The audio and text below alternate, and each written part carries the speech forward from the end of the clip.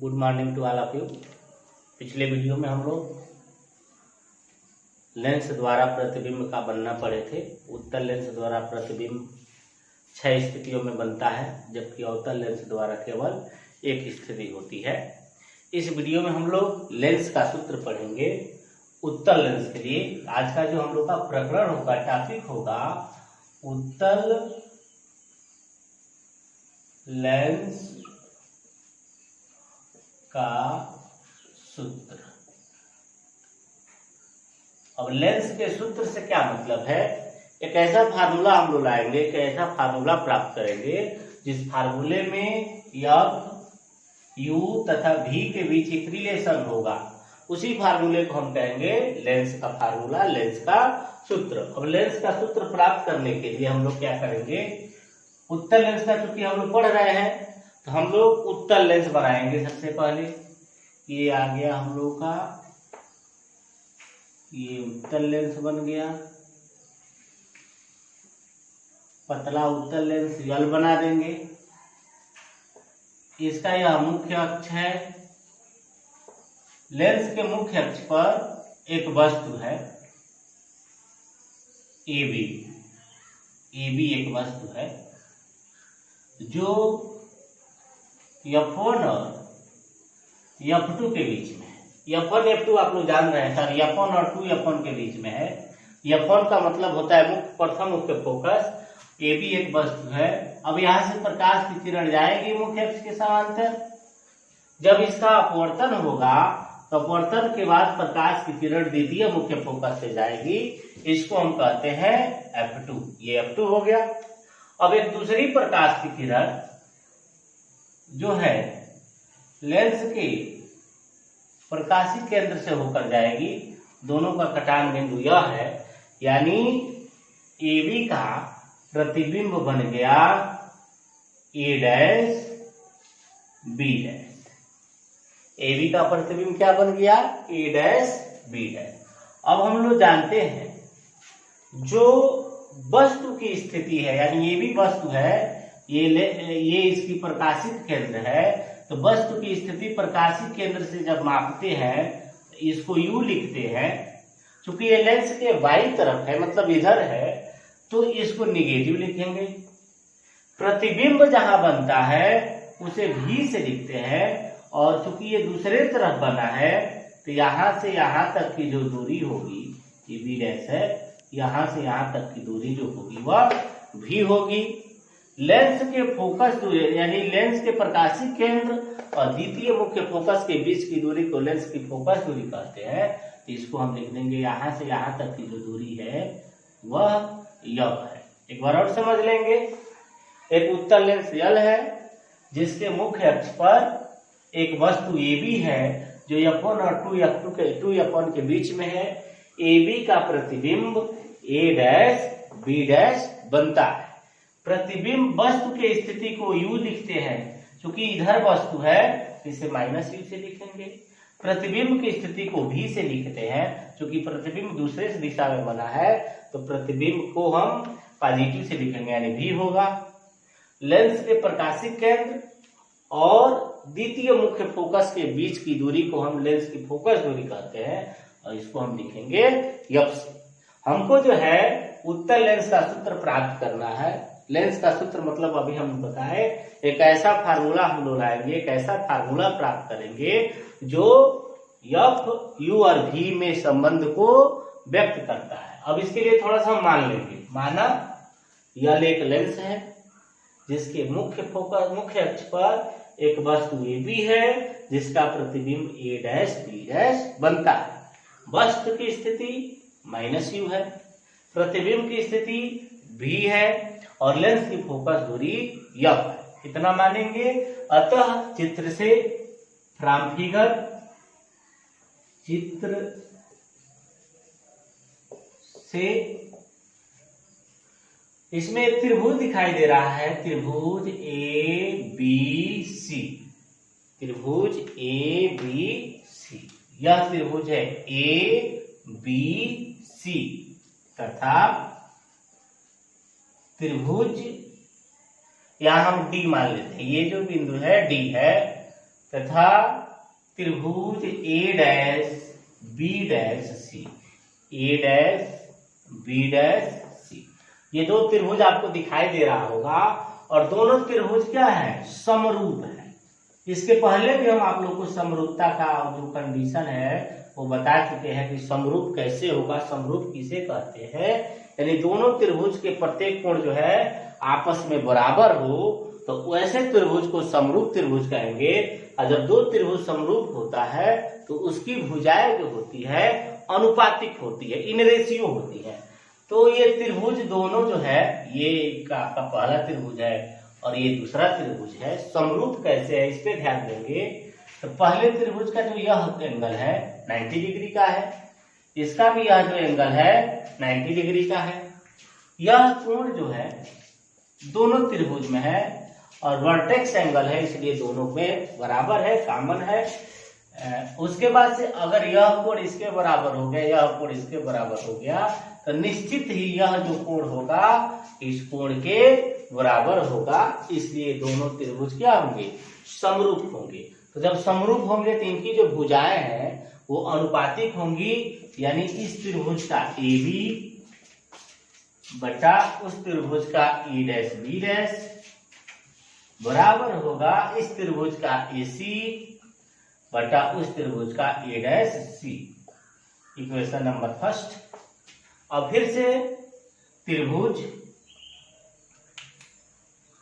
अब ध्यान से देखिएगा कौन सा त्रिभुज है, C D F two, C D F two, यानी यह त्रिभुज हो गया सी डी एफ टू तथा त्रिभुज A dash B dash F two समरूप है। ये फिर से दोनों त्रिभुज क्या है, समरूप है। अब यह दोनों त्रिभुज यानी सी डी एफ टू और A dash B dash F two, यह दोनों त्रिभुज समरूप है। तो फिर से इसमें समरूपता का कंडीशन लगाएंगे हम लोग, तो ये होगा सी डी बटा A dash B dash, C D बटा ए डैश बी डैश बराबर होगा C F two, C F two बटा ए डैश एफ टू। फिर से चित्र में ध्यान से देखेंगे तो चूंकि ये दोनों समांतर रेखाएं हैं और समांतर रेखाओं के बीच की दूरी सब जगह समान होती है, तो वैल्यू ऑफ ए बी जो होगा वो वैल्यू ऑफ बी सी या सी डी के बराबर होगा।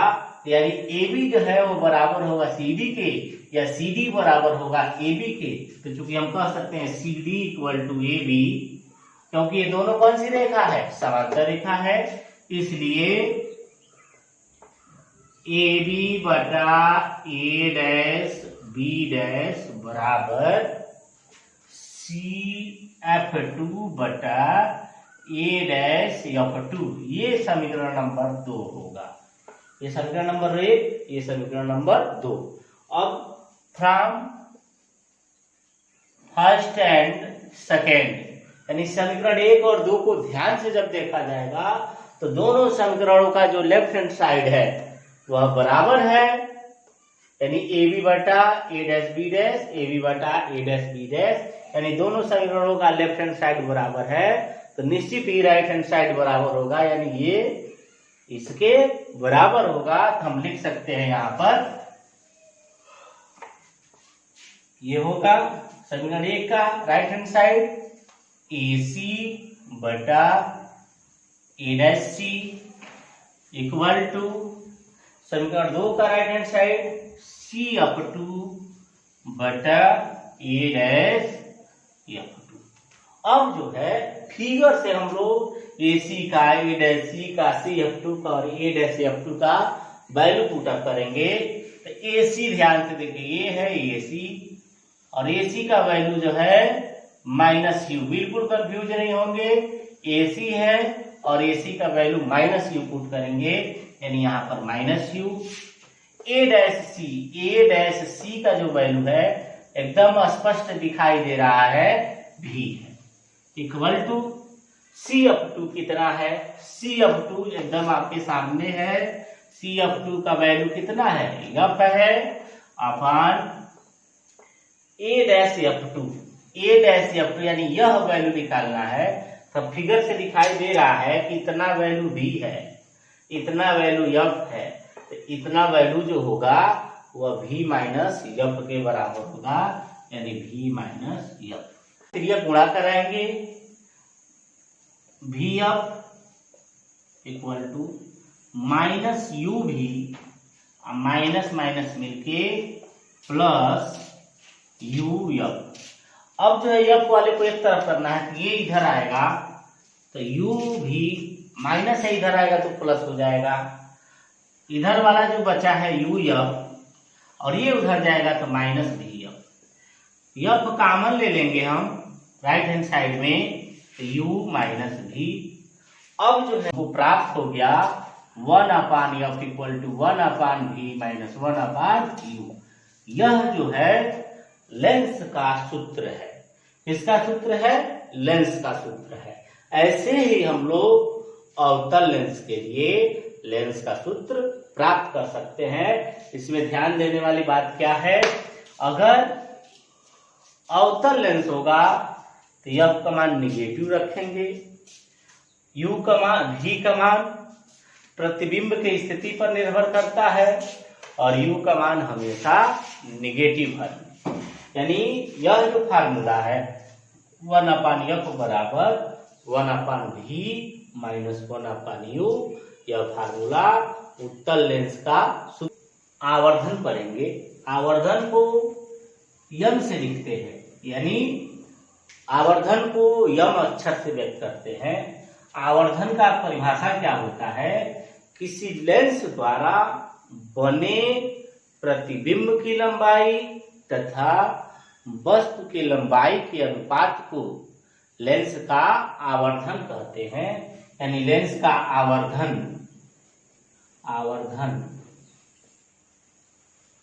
बराबर प्रतिबिंब की लंबाई, प्रतिबिंब की लंबाई बटा वस्तु की लंबाई। ये हो गया प्रतिबिंब की लंबाई, इसको यम से लिखते हैं, और ये हो गया I/O। एक रिलेशन और आवर्धन के लिए होता है यम बराबर V/U, यानी वस्तु प्रतिबिंब की स्थिति बटा वस्तु की। लेंस की क्षमता, पावर ऑफ लेंस जिसको कहते हैं, पावर ऑफ लेंस है। अब लेंस की क्षमता से क्या मतलब है इसको जान लेते हैं। यानी लेंस जो होता है, जब प्रकाश की किरणें उस लेंस पर पड़ती है तो अपवर्तन के बाद या तो अभिसारित होती है, नहीं तो अपसारित होती है। यानी अगर उत्तल लेंस है तो अपवर्तन के बाद प्रकाश की किरणें एक बिंदु पर इकट्ठा होंगी। यदि अवतल लेंस है तो अपवर्तन के बाद प्रकाश की किरणें फैलेंगी। यानी जो लेंस प्रकाश की किरणों को जितना ही मोड़ता है यानी फैलाता है या उसको एक बिंदु पर इकट्ठा करता है, उसकी क्षमता उतना ही अधिक होती है। लेंस की जो क्षमता होती है उसे P से व्यक्त करते हैं, और यह जो है फोकस दूरी के व्युत्क्रम के बराबर होता है, जबकि फोकस दूरी को मीटर में मापा गया। एक बार और सुन लेंगे, लेंस की क्षमता कैसे आप बताएंगे, जब एग्जाम में पूछेगा तब बताएंगे। लेंस की क्षमता को P से लिखते हैं या P से व्यक्त करते हैं। लेंस की क्षमता लेंस के फोकस दूरी के व्युत्क्रम के बराबर होता है, जबकि फोकस दूरी को मीटर में मापा गया हो। यानी क्षमता बराबर लेंस की क्षमता बराबर लेंस की क्षमता बराबर फोकस दूरी का व्युत्क्रम, यानी 1 बटा फोकस दूरी। अब फोकस दूरी किसमें होना चाहिए? मीटर में। फिर से क्षमता को P से लिखते हैं, तो P बराबर 1/F मीटर में। अगर सेंटीमीटर में होगा तो ये हो जाएगा 100/F। ये किस में होगा? सेंटीमीटर में। यानी अगर फोकस दूरी सेंटीमीटर में दिया हो, क्षमता निकालना हो तो इस फार्मूले को लगाएंगे। फोकस दूरी मीटर में दिया हो और लेंस की क्षमता निकालना हो तो इस फार्मूले को लगाएंगे। अब बात आती है कि क्षमता का मात्रक क्या होता है। तो लेंस की क्षमता का मात्रक डायोप्टर होता है। डायोप्टर क्षमता का मात्रक जो होता है, डायोप्टर होता है, इसे D से लिखते हैं। अगर उत्तल लेंस है तो उत्तल लेंस की फोकस दूरी धनात्मक होती है, इस तरह से उसकी क्षमता भी क्या होगी? धनात्मक होगी। यानी उत्तल